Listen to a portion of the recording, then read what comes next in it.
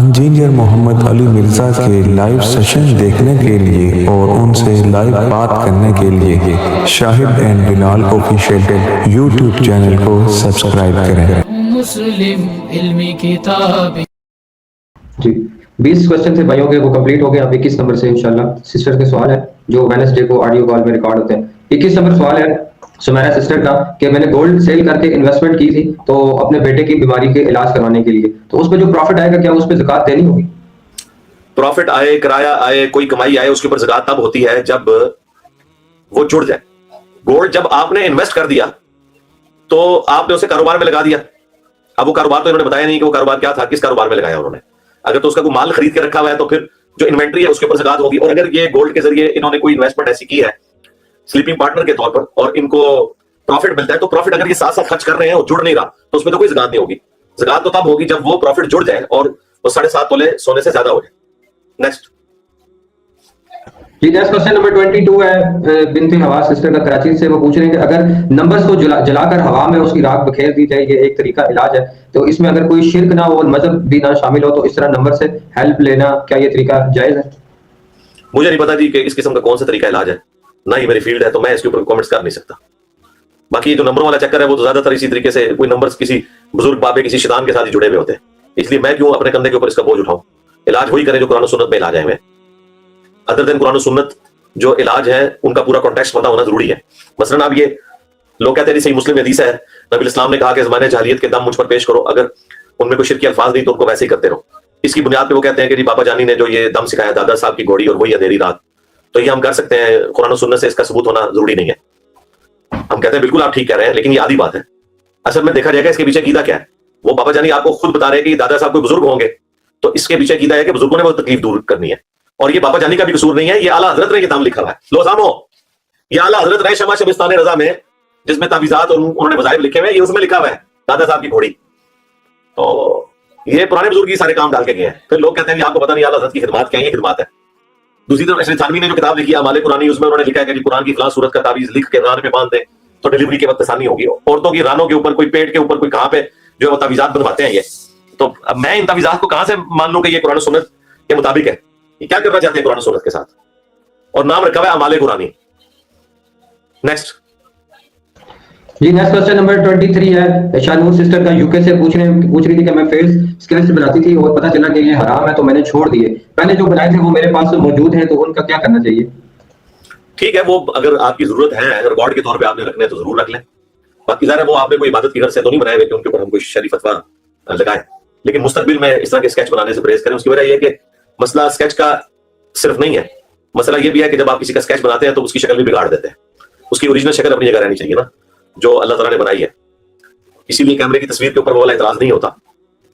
تو ٹھیک ہے، وہ پرانے اگر آپ نے اپنے ریکارڈ کے طور پر رکھنے، البم کے طور پہ ضرور رکھیں، مستقبل میں بنانے سے پرہیز کریں۔ نیکسٹ جی نیکسٹ کوسچن نمبر 24 ہے مسز عثمان سسٹر کا کراچی سے پوچھ رہے ہیں کہ گاڑیوں کے جو سٹیکرز ہیں ان کا میں کام کرتی ہوں اور کیلیگرافی سٹیکرز جو ہیں ان کا کام کرتی ہوں، تو ان کی جو ویسٹیج نکلتی ہے وہ اس کے اوپر بھی آیت ہی ایک طرح کی ہوتی ہے پرنٹ، تو ان کو کیسے ہم ضائع کریں؟ آیت کہاں سے؟ کیلیگرافی قرآن لکھتی ہیں جی قرآن کی آیات ہو سکتی ہیں کچھ اس طرح۔ ہاں، تو میں نے یہ قرآن کو ڈسپوز آف کرنے کا طریقہ بتایا ہے نا بارہا کہ اسے آگ میں جلا دیا جائے، لیکن لوگوں کے سامنے نہ جلائیں، آپ وہ جمع کرتی رہیں۔ اور ایک آپ بالٹی خرید لیں لوہے کی، یہ جو پیٹیاں ہوتی ہیں نا یہ لوہے کی بنی ہوئی جو گھروں میں رکھی ہوتی ہیں، لوگوں نے رضائیاں بھی اس میں ڈالی ہوئی ہوتی ہیں، تو جستی اس کو کہتے ہیں، مٹیریل اس کا ہوتا ہے وہ، اور ویسے ہمارے پنجاب میں اسے سفید لوہا کہا جاتا ہے۔ بیسیکلی لوہا تو یہی ہوتا ہے، اس کے اوپر گیلونائزنگ ہوئی ہوتی ہے اس کو زنگ سے بچانے کے لیے۔ تو اس مٹیریل کی بھی بالٹیاں مارکیٹ سے بنی بنائی مل جاتی ہیں، آپ بنوا بھی سکتے ہیں آرڈر کے اوپر۔ تو ایک لوہے کی بالٹی لے لیں، اس کو اپنے گھر میں رکھیں، اور اس طرح کی جو چیزیں جمع ہوتی ہیں ان کو آپ ایک پلاسٹک کے لفافے میں یا بوری میں جمع کرتے رہیں، اور جب وہ بالٹی کے برابر ہو جائے تو کسی دن جو ہے وہ آپ اس کو بالٹی میں ڈال کے اور اس کو آگ لگا کے راکھ بنا دیں۔ جب وہ راکھ بن جائے گی تو اس کو پھر پانی میں بہا دیں، لیکن کسی کے سامنے یہ کام آپ نے نہیں کرنا۔ ادروائز میں نے آپ کو بتایا تھا ہمارے جنم شہر میں ایک اہل حدیث عالمہ تھی، ان کے اوپر پھر گستاخی کا فتویٰ لگ گیا۔ جی نیکسٹ جی اگلا سوال نمبر 25 ہے مسا سسٹر کا لاہور سے پوچھ رہے ہیں کہ کراچی کے مفتی صاحب نے کہا ہے کہ اگر ماں باپ کہیں کہ بیوی اپنی کو طلاق دے دو تو طلاق دے دینی چاہیے، تو کیا ایسا کرنا صحیح ہے؟ نان سینس بات ہے جی، ماں باپ کے کہنے پر بیوی کو طلاق دینا یہ ایک پورا مقدمہ ہے۔ اگر باپ آپ کا حضرت ابراہیم علیہ السلام ہے تو ضرور دے دیں، ان کو تو وہی کی تائید حاصل ہے، اور اگر باپ آپ کا مفتی ہے تو اس کے کہنے پر بالکل طلاق نہ دیں، تو ظلم کے اوپر مبنی ہے۔ میں نے اس کے اوپر تفصیل ویڈیو ریکارڈ کروائی ہے، ماں باپ کے کہنے پر بیوی کو طلاق دینا۔ نیکسٹ जी अगला सवाल नंबर 26 है। मैं भी सिस्टर का यूएसए से पूछ रही है, मैं जिस कंपनी में काम करती हूँ उसमें इंटरेस्ट भी होता है और नहीं भी होता, तो मैं उसमें एज अ ऑडिटर काम करती हूँ, तो क्या मेरी जॉब जो है वो हलाल होगी उसकी कमाई? आपने तो पहला सवाल यह है कि जब कोई कंपनी नाम ले रहा है तो आपका काम है ये पूछे वो कंपनी करती क्या है, ये पूछा आपने? नहीं ये नहीं पूछा। मुझे क्या पता कंपनी क्या करती है।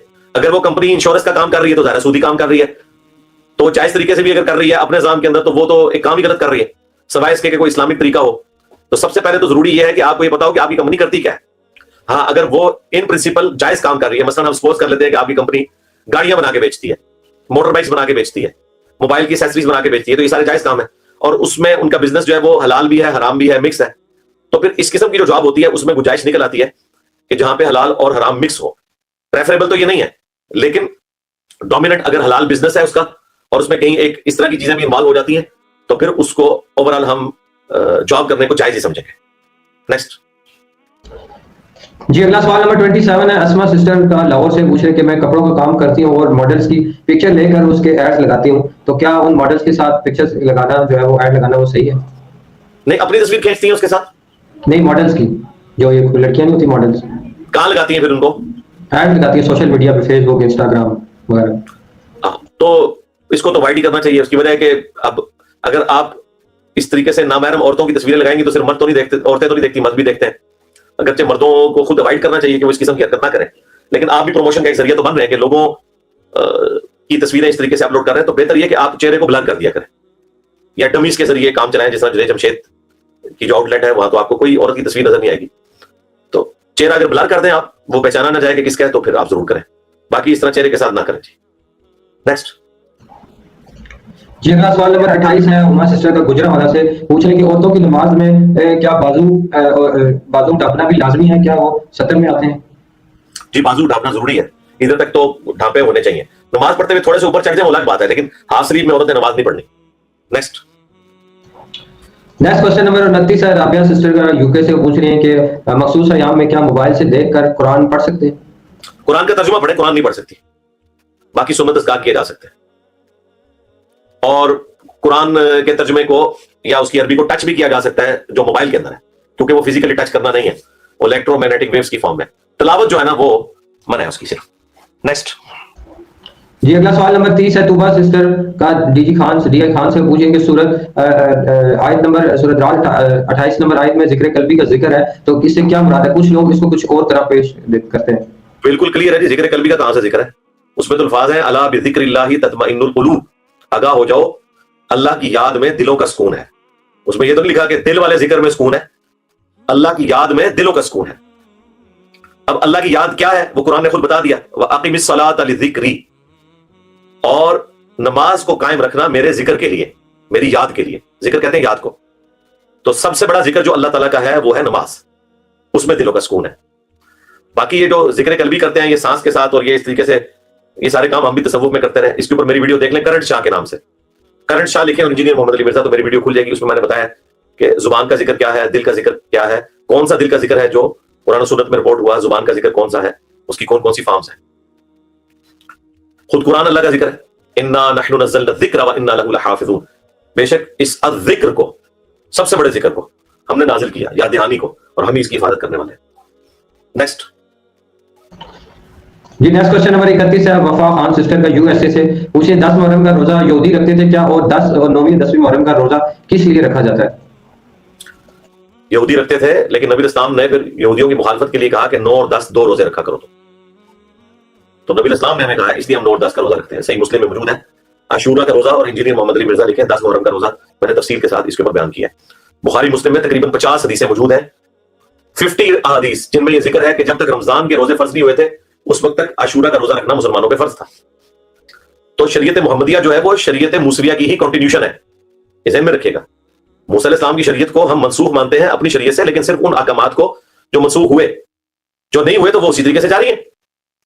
ये तो नहीं है कि अगर यहूदी 10 मुहर्रम का रोजा रखते हैं तो हमारे लिए हराम हो जाएगा। यहूदी भी तो मुसलमान थे ना, रसूलुल्लाह का इनकार करके, ईसा इब्न मरियम का इनकार करके काफिर हुए ना, वरना तो यहूदी रज़ियल्लाहु अन्हु थे, कुरान में असहाबे मूसा थे। नेक्स्ट जी अगला सवाल नंबर 32 है। फीफा सिस्टर का झारखंड इंडिया से पूछ रहे हैं कि घर वाले कहते हैं कि मखसूस अयाम के खत्म होने के बाद 7वें दिन नमाज शुरू करें, तो क्या हम पहले भी शुरू कर सकते हैं? 7वें दिन तो है लेट से लेट, اگر کسی کے 5 دن کا سائیکل ہے تو 5 دن کے بعد غسل کر کے وہ نماز شروع کر دے گی. لیکن اگر کسی کے 7 دن کے بعد بھی نہیں رک رہے تو پھر وہ غسل کر کے نماز پڑھنا شروع کر دے گی. اب وہ ظاہر ابنارمل ہو چکی ہے, اسے استحاضہ کہا جاتا ہے. اس میں صرف جو ہے وہ آپ نے خون کو صاف کرنا ہے اور ہر نماز کے لیے الگ سے وضو کر کے اس کی نماز پڑھنی ہے. جب تک کہ وہ خون آنا رک نہیں جاتا غسل نہیں کرنا, آپ نے وضو کر لینا کافی ہے. نیکسٹ. جی اگلا کوشچن نمبر 33 ہے. فائزہ سسٹر کا سعودیہ سے پوچھیں کہ ہمارے بڑے کہتے ہیں کہ مخصوص ایام ختم ہونے کے بعد منگل یا جمعرات والے دن جو ہے وہ غسل نہیں کرنا, تو کیا یہ بات صحیح ہے؟ نہیں, آپ کے بڑے غلطی بتاتے رہے آپ کو, اللہ ان کو ہدایت دے, پتہ نہیں کہاں سے انہوں نے کہانیاں بنائی ہیں. نیکسٹ. جی نیکسٹ کوسچن نمبر 34 ہے. جیا سسٹر کا اسلام آباد سے پوچھ رہی ہیں کہ حضرت ابراہیم علیہ السلام کے بارے میں سنا جاتا ہے کہ انہوں نے خانہ کعبہ میں بت توڑے تھے, تو شادی کے بعد وہاں پر گئے تھے, تو بت کہاں پر توڑے تھے پھر انہوں نے؟ نہیں, ہم نے تو نہیں سنا, پتہ نہیں آپ کو کس نے سنا دیا کہ حضرت ابراہیم علیہ السلام نے کعبے کے اندر کو بت توڑے تھے. کعبے کے اندر تو بت رکھے نہیں ہوئے تھے. کعبے کو تو تعمیر ابراہیم علیہ السلام نے کیا ہے. حضرت آدم علیہ السلام کی بنیادیں جب اللہ تعالیٰ نے ان کے لیے ظاہر کر دی تو اس وقت انہوں نے تعمیر کیا اور کسٹوڈین بنایا اسماعیل علیہ السلام کو. تو ان کی زندگی میں تو بت پرستی ہے ہی نہیں تھی وہاں پہ. وہ جو بت توڑے تھے وہ انہوں نے توڑے تھے عراق میں, جہاں نمرود کی حکومت تھی. حرم مکہ میں تو کوئی بت انہوں نے پائے نہیں تھا, وہاں تو بنیادیں بھی نہیں تھی. سورہ حج میں ہے کہ ہم نے ابراہیم علیہ السلام کے لیے بنیادیں ظاہر کر دی, اور یہ حضرت آدم علیہ السلام کی بنیادوں کے اوپر انہوں نے اس کو تعمیر کیا. پھر اسماعیل علیہ السلام اس کے کسٹوڈین بنے, پھر اسماعیل علیہ السلام کی اولاد میں آہستہ آہستہ بت پرستی آئی, اور پھر الٹیمیٹلی محمد رسول اللہ صلی اللہ علیہ وآلہ وسلم کے ذریعے اللہ تعالیٰ نے فتح مکہ کے موقع پر وہ بت توڑوائے تھے. نیکسٹ. جی نیکسٹ کوسچن نمبر 35 ہے. ساجدہ سسٹر کا واک اینڈ سے پوچھیں کہ میرے ہسبینڈ باہر ہوتے ہیں, تو کیا میں ان کے بھانجے جو میرے لیے نامحرم ہیں تو ان کے ساتھ بائک پر ہاسپٹل یا بازار جا سکتی ہوں؟ اب دیکھا جائے گا نا کہ ایج ڈیفرنس کیا ہے. اگر ایج ڈیفرنس ہے اور وہ ایک ان کو ریسپیکٹیبل پرسنالٹی کے طور پر دیکھتے ہیں اپنی ماں کی طرح, خالہ کی طرح, پھر تو ٹھیک ہے. لیکن ادروائز تو پھر ان کے لیے نامحرم والا ہی معاملہ ہوگا.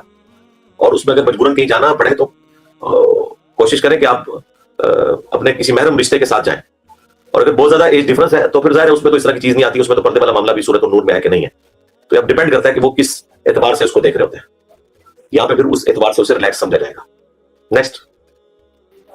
نیکسٹ کوسچن نمبر 36 ہے. سیدہ سسٹر کا UAE سے کہہ رہے ہیں کہ سعودیہ والوں نے نامحرم کی جو شرط ہے وہ عمرہ میں ختم کر دی ہے, تو کیا محرم کے بغیر بھی عمرہ ہو جائے گا؟ جی بالکل ہو جاتا ہے. ہم تو اس شرط کو درست نہیں سمجھتے. وہ حدیث کا انہوں نے غلط فہم لیا تھا. وہ شرط صرف اس صورت میں ہے جب حالت امن نہ ہو. حالت امن ہو تو پھر عورت بغیر محرم کے بھی اگر گروپ کی فارم میں جا رہی ہے تو سفر کر سکتی ہے, بشرطے کہ حالت امن ہو. یہ نہیں ہے کہ نامحرم عورت جو ہے وہ نامحرم مردوں کے ساتھ سفر کرے گی. عورتوں کے گروپ میں کمبائنڈ وہ سفر کر سکتی ہے. اس کے ثبوت میں بخاری کی وہ حدیث ہے کہ اکیلی عورت عراق کے ہیرا شہر سے چلے گی اور طواف کعبہ کر کے واپس چلی جائے گی اور اسے کوئی خوف نہیں ہوگا, زیورات کی لدی ہوگی. یہ حدیث اصل ہے اس چیز کی کہ عورت محرم کے بغیر بھی سفر کر سکتی ہے اگر حالت امن میں ہو. اسی کے تحت بخاری کی اس حدیث کے تحت ہمارا موقف یہ ہے کہ عورت جو ہے وہ یورپ امریکہ سے پاکستان اور پاکستان سے یورپ اور امریکہ کا سفر بھی جہاز میں اختیار کر سکتی ہے. اس کو آپ بغیر محرم کے سفر تصور نہیں کریں گے. وہ کمبائنڈ فارم میں حالت امن میں سفر ہے. اگر ایک باپ اپنی بیٹی کو بچوں کے ساتھ پاکستان سے جہاز میں بٹھاتا ہے اور وہاں اس کا ہسبینڈ جو ہے امریکہ میں یا UK میں ریسیو کر لیتا ہے, صرف راستے میں جو جہاز میں ایک سفر ہے وہ اس کا بغیر محرم کیا ہے, تو وہ بغیر محرم کے سفر تصور نہیں کیا جائے گا. وہ اپنی سیٹ پہ بیٹھی ہوئی ہے, وہ انڈیپینڈنٹ سفر کر رہی ہے اور حالت امن میں کوئی کسی کو کچھ کر نہیں سکتا. تو اس فارم کو دیکھنے کی ضرورت ہے. اسی طریقے سے بچیاں جو دوسرے شہروں میں تعلیم کے لیے جاتی ہیں, اگر وہ بس میں ٹرین میں حالت امن میں سفر کر رہی ہیں تو وہ کر سکتی ہیں, کوئی مسئلہ نہیں ہے اس میں. نیکسٹ. جی اگلا سوال نمبر 37 ہے. تیکا سسٹر کا USA سے پوچھ رہے ہیں کہ ہسبینڈ کچھ بھی خرچہ نہیں دیتا اور بچوں کا بھی خرچہ نہیں اٹھاتا, تو صرف فزیکلی یوز کرتا ہے, تو کیا اس کو پھر منع کر سکتے ہیں اپنے پاس آنے سے؟ کیوں منع کیوں کرنا ہے؟ آپ کے اوپر اللہ تعالیٰ نے خاوند کی شکل میں ایک سایہ رکھا ہوا ہے, ایک آنر ہے ایک عورت کے لیے. میں کہتا ہوں جی یہ اس کی غلطی ہے, اس کی بدبختی ہے کہ وہ آپ کا خرچہ نہیں اٹھا رہا, لیکن آپ کے لیے بہت بڑا ایسٹ ہے کہ آپ کے بچوں کے ساتھ کے اوپر باپ کا سایہ ہے, آپ کے اوپر خاوند کا سایہ ہے. اور ظاہر ہے کہ آپ کی بھی ایک بیسک نیڈ ہے جو اس کے ذریعے سے پوری ہو رہی ہے, تو آپ اس سائے کو کیوں ختم کرنا چاہتی ہیں؟ بالکل ہی حرکت نہ کریں. ہم دعا گو ہیں ان کے لیے, اللہ تعالیٰ انہیں ہدایت دے اور وہ اپنی ذمہ داریاں پوری کریں. تو ہاں اگر وہ آپ کا یہ والا حق بھی پورا نہ کرتے پھر تو آپ کے پاس کوئی گنجائش نہیں رہ گئی تھی نا. تو یہ حق تو پورا کر رہے ہیں. رہا عنان و نفقہ, وہ بھی حق دینا ان کی ضرورت ہے, ان پہ فرض ہے. تو یہاں پاکستان میں بھی کئی فیملیز ہیں جو بیچاری اس طریقے سے گزارا کر رہی ہیں. اب یہ مرد جو ہے اتنے نکھٹو قسم کے ہیں, اس لیے تو مجھے بڑا غصہ آتا ہے ایسے مردوں کے اوپر. ہمارے پاس بھی لوگ آتے ہیں شادی کا, میں کہتا ہوں شادی کا شوق ہے بھائی, اگر خرچہ اٹھا سکتے ہو تو شادی کرو, کیوں لوگوں بچوں کو اس طرح ذلیل کرتے ہیں. تو باقی آپ اپنے خاوند کو اپنے پاس آنے سے منع نہیں کریں گے. اللہ تعالیٰ آپ کے خاوند کا سایہ آپ کے اوپر قائم رکھے اور اسے بھی ہدایت دے کہ وہ اللہ تعالیٰ نے جو اس کے اوپر ایک فرض رکھا ہے آپ کا نان و نفقہ آپ کے بچوں کا دینا, وہ بھی پورا کرے. نیکسٹ. جی نیکسٹ کوسچن نمبر 38 ہے. سیدہ شاہ سسٹر کا کینیڈا سے پوچھ رہے ہیں کہ اگر ہاتھ چھوڑ کر نماز پڑھنے کی نیت کی تھی اور دوسری رکعت میں بھول کر ہاتھ باندھ دیے تو ایسی صورت میں کیا کرنا ہوگا؟ کوئی فرق نہیں پڑتا. جب دونوں طریقے سنت ہے تو کچھ بھی ہو سکتا ہے. 2 रकतें हाथ बांध के पढ़ ली थी, 2 छोड़ के पढ़ ली। इसी तरीके से हाथ खोल के नमाज शुरू की और लंबी किरात है, उसमें मतलब थक जाता है, उसमें हाथ पे बांधना जो है वो ज्यादा कंफर्टेबल हो जाता है। अब मैं क़यामुल लैल, चूंकि तरावी का लंबा होता है हमारा काफी, तो वो मैं जो तरावी का क़यामुल लैल है वो मैं हाथ बांध के करता हूँ, क्योंकि वो ज्यादा देर हाथ खोल के नमाज पढ़ने में तरद्दुद हो जाता है लंबा क़याम करने में। और इसीलिए देखें ना, इमाम मालिक जो थे वो फर्ज नमाज में कहते थे कि वो हाथ छोड़ के ही पढ़ें, लेकिन जो नफली नमाजें हैं जो लंबी हैं उनमें आप हाथ बांध सकते हैं अगर आपने लंबा क़याम करना है, क्योंकि हाथ बांधने में बंदा थकता नहीं है। तो अगर एक रकत बांध के थी, एक खोल के, कोई फर्क नहीं पड़ता। इस तरीके से कानों तक हाथ उठाना भी सुन्नत है और कंधों तक भी सुन्नत है। दोनों तरीकों में से कोई भी अडॉप्ट कर लें, नमाज हो जाएगी। असल जो नमाज की स्ट्रक्चर है वो क़याम है, क़याम होना चाहिए, चाहे हाथ बांध के हो चाहे खोल के हो। नेक्स्ट जी, नेक्स्ट क्वेश्चन नंबर 39 है सारा सिस्टर का, लाहौर से। अगर पूछे, अगर किसी ने आप पर बहुत ज्यादा जुल्म किए हो और उसको माफ करने का दिल ना करता हो, तो क्या हमारी दुआ कबूल होगी? क्योंकि अक्सर उलमा कहते हैं कि जो इंसान किसी को माफ नहीं करता तो उसकी दुआ ही कबूल नहीं होती। नहीं, पता नहीं किसने जज्बाती जुमला बोल दिया किसी हदीस में ये चीज नहीं आई है। आपका राइट है किसी को माफ करे ना करे। हाँ, कुरान में शूरा जो सूरत है, सूरत नंबर 42 उसकी आयत नंबर 40 में है कि अगर आप माफ कर देंगे तो अल्लाह के हुजूर अजर होगा। बाकी आपका राइट है। पता नहीं उलमा ने कहां से ये बात बयान कर दी, मेरे में तो नहीं आया था किसी आलिम ने इस किस्म की बात की हो। नेक्स्ट जी, नेक्स्ट क्वेश्चन नंबर 40 है ईशा रिदा सिस्टर का, लाहौर से। पूछिए, अगर इंसान अच्छा अमल इस गुमान पर करे कि अल्लाह ताला उसे जन्नत देगा, तो क्या ये गुमान उसके लिए जन्नत की गारंटी बन सकता है? अच्छा अमल करें? जी जी, इस गुमान से कि अल्लाह ताला इस अमल पे जन्नत देगा। जी, तो इसी गुमान से ही करना है ना। बुखारी मुस्लिम में हदीस है, मैं अपने बनने के गुमान के करीब हूं, जैसा मेरे बारे में गुमान करे तो जरूर मिलेगी इंशाल्लाह। बैड लक दुनिया में होती है, आखिरत में कोई बैड लक नहीं। इसीलिए आखिरत के लिए है कि अल्लाह ताला वादा खिलाफी नहीं करता। दुनिया में बजाय लगता है कि वादा खिलाफी हो गई है, हालांकि वो वादा खिलाफी नहीं है, वो कानून इब्तिला है। दुनिया को अल्लाह ने आज़माइश के साथ जोड़ा हुआ है। यहाँ पूरी मेहनत करें, एंड टाइम के ऊपर आपके साथ कोई हाथ हो सकता है। आपकी तैयारी थी पेपर की, रास्ते में एक्सीडेंट हुआ, आप जख्मी हो गए और पेपर नहीं दे सके। आखिरत में ऐसा नहीं होगा। आखिरत की अगर आपने तैयारी की है, कोई आपका एक्सीडेंट नहीं होगा, सीधा इंशाल्लाह जन्नतुल फिरदौस में जाके ब्रेक लगेगी इंशाल्लाह। इसीलिए कुरान ने कहा कि अल्लाह वादा खिलाफी नहीं करता, क्योंकि किसी को ये वहम आ सकता था कि दुनिया में भी हम काफी दफा मेहनत करते हैं और रिजल्ट हमारे अपोजिट आता है, तो वो दुनिया में है, आखिरत में ऐसा नहीं होगा। नेक्स्ट जी, नेक्स्ट क्वेश्चन नंबर 41 है फहीदा सिस्टर का, इस्लामाबाद से। पूछे कि मेरी अम्मी हज पर जा रही हैं, तो क्या सब रिश्तेदारों से माफी मांग कर जाना होगा? क्योंकि मेरे अब्बू ने अपना हिस्सा जब लिया था तो उनके भाई नाराज हो गए थे उनसे। भाई किन के नाराज हो गए थे? उनके अब्बू के, तो उनसे भी मिलकर जाना होगा। उनके अब्बू के भाइयों का क्या लेना देना जी इनकी वालदा के साथ? वालदा अपने भाइयों की फिक्र करे, अपनी बहनों की फिक्र करे, अपने खामन की और बच्चों की, चौथे मल्ले उनका क्या लेना देना? हाँ, अगर इन्होंने उनके साथ कोई ज्यादती की हुई है फिर जरूर माफी मांग के जाए। ये कोई हज का हिस्सा नहीं होता। ये इसलिए होता है कि जिंदगी मौत का पता नहीं इंसान बख्शवा ले। बाकी अगर आप माफी ना भी मांग के जाए, आपका हज अपनी जगह दुरुस्त है। वो एक गलत से अलग से गलत चीज है, वो तो आपको हज का इंतजार ही नहीं करना चाहिए। अगर आपने किसी के साथ ज्यादती की है तो बगैर हज के भी उससे माफी मांगनी चाहिए। नेक्स्ट जी, नेक्स्ट क्वेश्चन नंबर 42 है आयशा सिस्टर का, लैया से। वो पूछ रहे हैं क्या 4 रकअत वाली नमाज में 2 हाथ बांध के और 2 खोल के भी पढ़ सकते हैं? जी, पढ़ सकते हैं बिल्कुल। मैंने पहले भी इसके ऊपर बहस कर दिया, आज मैंने काफी तफसीलन उस पर गुफ्तगू की। नेक्स्ट जी, क्वेश्चन नंबर 43 है शफाक सिस्टर का, लाहौर से। पूछे कि मेरी पोती का नाम लाइबा है, तो लोग कहते हैं कि यहूदिया का नाम है, तो क्या इसे चेंज कर देना चाहिए? देखिए, ये हूर लाइबा का जब मामला शुरू हुआ था तो मैंने बताया था कि ये लाइबा नाम तो एग्जिस्ट ही नहीं करता, जो आमतौर पे लिखा जाता है लाम, अलिफ और हमजा और बा और हा। और अगर इसको आप डिराइव करें अरबी लफ्ज से भी तो इसका माना बनता है प्यासी लड़की, तो ये कोई अच्छा नाम तो नहीं है। और अगर आइन के साथ दाइबा हो तो उसका मतलब है खेलकूद करने वाली, वो भी कोई इतना प्रेफरेबल नाम नहीं है। रहा जन्नत की हूर तो उसका नाम लुअबा है, जो वो तारिक जमील साहब लाइबा लाइबा उसे कहते रहे, तो मैंने उसके ऊपर वीडियो भी रिकॉर्ड करवाई थी। तो नाम चेंज करें जी। आप लोगों ने इस किस्म के नाम क्यों रखे हैं? किसने आपको गाइड किया कि आप इस किस्म के नाम रखें? तो कितनी उम्र बताइए बच्ची की उन्होंने? 9 साल, 9 इयर्स। हाँ, तो नाम चेंज करें जी। इसकी बजाय कोई और उम्महातुल मोमिनीन के नामों में से कोई नाम रख दें। आयशा रख दें, फातिमा रख दें, ज़हरा रख लें, ज़ैनब रख लें, कोई और नाम रख लें। इस नाम को तो अवॉइड करें। नाम चेंज हो सकता है, कोई ऐसा मसला नहीं है। आप इसके करीब करीब कोई और नाम भी रखा जा सकता है जो उनको पसंद हो। इसी काफिये के ऊपर सारा ये नाम रखा जा सकता है। हाजरा नाम गलत है, हाजर असल में वो वर्ड है, लेकिन वो ज़्यादा मर्दों वाला ही लगता है इंडिया पाकिस्तान में, तो अरबी में तो हाजर लफ्ज है। आमिना रखा जा सकता है जी। नेक्स्ट जी, अगला सवाल नंबर 44 है रिक्शा सिस्टर का, फैसलाबाद से। पूछ रहे हैं कि मैं एक औरत को जानती हूँ जो नात ख्वानी की महफिल करवाती है और उसका हस्बैंड जो है उसी महफिल में ख्वातीन के सामने बैठकर जो है वो डफ बजाता है, तो क्या ये चीज इस्लाम में इजाजत देती है? जी बिल्कुल इजाजत देती है, तमाशे लगाया हुए उन्होंने। नेक्स्ट جی لاسٹ کوشچن ہے سسٹر کا 45 نمبر شگفتہ سسٹر کا حیدرآباد سے، پوچھیں کہ عورت نماز میں کیا مرد کی طرح پورا سجدہ کرے گی یا سمٹ کے سجدہ کرے گی؟ نہیں، مرد کی طرح ہی کرے گی. دیکھیں بخاری مسلم واضح حدیث ہے کہ نبی اسلام نے کتے کی طرح بازو بچھانے سے نماز کی حالت میں منع کیا. تو نماز کا طریقہ مرد و عورت کا ایک ہی ہے.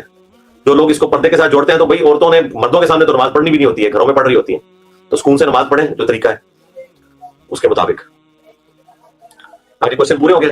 جی الحمدللہ پہلے پوری ہو گئی. یہ پہلا ایکسپیرینس تھا ہمارا سسٹرز کا، ہم نے پہلی دفعہ آڈیو کوسچنز لیے. اب وہ کوسچن میں نے خود تو نہیں سنے، ظاہر ہے انہوں نے نوٹ کیے تھے، اور میرے پاس تو اتنا ٹائم بھی نہیں ہے کہ میں وہ اسٹریم اس طریقے سے دیکھ سکوں. تو اس لیے اگر کہیں کوئی غلطی ہو جائے تو وہ اگلی دفعہ ہائی لائٹ کر دیا کریں، اور آپ لوگ بھی احتیاط سے سوال لکھا کریں. باقی آج کے کوسچنز کے بعد تو مجھے اندازہ ہوا ہے کہ ہماری جو سسٹرز ہیں اسٹوڈنٹس وہ انتہائی پڑھی لکھی اور سمجھدار ہیں.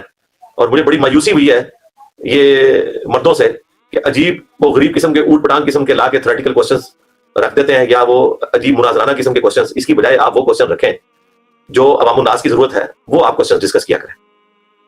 ہماری تو مجبوری ہے کہ تعلیمی موضوعات کو ہم ڈسکس کرتے ہیں، لیکن یہ ہماری زندگی کا ایک جز ہے، کل نہیں ہے. ٹھیک ہے، یہ اسی طریقے سے ہے کہ کوئی قرآن پاک سے صرف جہاد کی آیات لادا کر کے تو ایک کتابچہ لکھ دے اور کہے کہ مسلمانوں کا خدا وہ ہے جو ہر وقت لڑتا اور لڑواتا رہتا ہے، مارتا اور اپنے ماننے والوں کو مرواتا رہتا ہے. تو ہم اسے بتائیں گے کہ اللہ کے بندے تم نے یہ شرارت کی ہے کہ سارے کلپ اللہ کے جہاد والے کاٹے ہیں. قرآن اتنی موٹی کتاب ہے، اس میں باقی ٹاپکس بھی ڈسکس ہوئے ہیں. اس میں میاں بیوی کے حقوق بھی ہیں، ماں باپ کے حقوق بھی ہیں، رشتہ داروں کے حقوق ہیں، حقوق العباد ہیں، عبادات کا ذکر موجود ہے، اس میں عبرت آموز واقعات موجود ہیں. تو اس طرح اللہ تعالیٰ کے کلپ کاٹ کے تو وہ اللہ کر دینا. اب اللہ تعالیٰ کو یہ نہیں کہا جا سکتا کہ آپ نے یہ باتیں کیوں کی ہے کہ ہم اس کو بھی ٹاپک، بھائی وہ ٹاپک اپنے کا ضروری تھا. اسی طریقے سے ہماری گفتگو میں جو اختلافی موضوعات ہیں وہ ان لوگوں کی ضرورت ہے کہ جن کو ان اختلافات کے ساتھ کو لینا دینا. ادروائز عام لوگوں کا کوئی کام نہیں ہے اختلافی موضوعات کے اوپر وہ ویڈیوز کی آگے یہاں پہ بحثیں کریں. بس وہ اگر ان سے ریلیٹڈ ہے تو وہ سیکھیں، ادروائز فوکس کریں قرآن پاک کے ترجمے کے اوپر، تفسیر کے اوپر. جو ہماری تفسیر کلاسز ریکارڈ ہوئی ہیں الحمدللہ، انشاءاللہ تعالیٰ مستقبل میں امید ہے کہ میں ان میں کوئی گیپ نہیں آنے دوں گا. اور میں نے بلکہ دار ارقم میں بھی اپنے ٹیم ممبرس کو بتا دیا کہ یہ پوڈ کاسٹ کا سلسلہ بالکل آپ موقوف کرتے ہیں، سوائے اس کے کہ کوئی ٹی وی چینل آ جائے یا کوئی بہت بڑی کوئی سیلیبریٹی پوڈ کاسٹ کرنا چاہے جس کی وجہ سے دعوت کو فائدہ ہو. ادروائز آپ پوڈ کاسٹ کا سلسلہ ہم اس اعتبار سے موقوف کر رہے ہیں کیونکہ وہی سوال بار بار آگے پوچھتے ہیں جو میں آلریڈی اتنے لوگوں کو جواب دے چکا ہوں. مجھے خود بھی کوفت ہو رہی ہوتی ہے ان باتوں کے اوپر ڈسکشن کرتے ہوئے. ہاں کبھی کوئی ضروری چیز ہوگی وہ ہم اپنے پلیٹ فارم سے ذکر کر دیں گے. ادروائز میں تمام اسٹوڈنٹس کو، خصوصاً مردوں کو کہوں گا، عورتیں تو ماشاء اللہ تعالی سیدھے ٹریک پہ چل رہی ہیں، کہ قرآن کلاسز جو ہماری کمپلیٹ لیکچرز کے اوپر اپلوڈ ہے، جو کمپلیٹ لیکچرز والا چینل ہے انجینئر محمد علی مرزا، جس کے 6 لاکھ سبسکرائبر ہیں، 600 کے، اس کے اوپر قرآن کلاسز اپلوڈ ہوئی ہوئی ہیں. 210 نمبر ہو چکی ہے. سورہ مریم ریکارڈنگ میں تو 211 بھی آ چکی ہے، وہ ابھی اپلوڈ نہیں ہوئی، وہ انشاءاللہ ٹیوزڈے کو اپلوڈ ہو جائے گی. قرآن کلاسز ہر ٹیوزڈے کو اپلوڈ ہوا کریں گی انشاءاللہ تعالیٰ ریگولرلی. جس طرح منڈے کو ریگولرلی کرنٹ افیئر اپلوڈ ہوتا ہے، ٹیوزڈے کو قرآن کلاس اپلوڈ ہوا کرے گی، وینسڈے کو جو کوسچن آنسر سیشن ہے اسی سنڈے والا وہ اپلوڈ ہوا کرے گا، اور اس کے بعد پھر فرائیڈے والے دن جو ہمارے پرانے پبلک سیشنز جو ابھی اپلوڈ ہونا رہتے ہیں وہ اپلوڈ ہوا کریں گے. یہ ترتیب ہوا کرے گی انشاءاللہ تعالیٰ. ٹھیک ہے جی، دعا میں یاد رکھیے گا. سبحانک اللہم و بحمدک، اشہد ان لا الہ الا انت، استغفرک و اتوب الیک، وما علینا الا البلاغ المبین. السلام علیکم و رحمۃ اللہ وبرکاتہ.